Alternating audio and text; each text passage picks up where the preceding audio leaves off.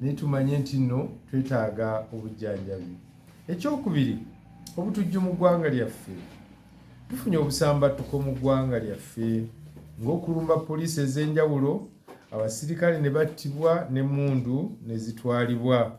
Kyo nno kitweraliikiriza nnyo kuba tumanya ki ekinaddirira.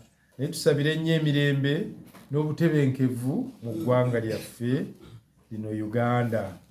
Ensonga eyokusatu, emyaka 38 egy'obulabizi bwaffe obw'Emukono, twebaza Katonda nti obulabizi bwaffe omwaka guno lwe bwaweza emyaka 38 bukya butandikibwawo mu Desemba 2 omwaka 1984. Omwaka guno lwe tuwezezza emyaka 38.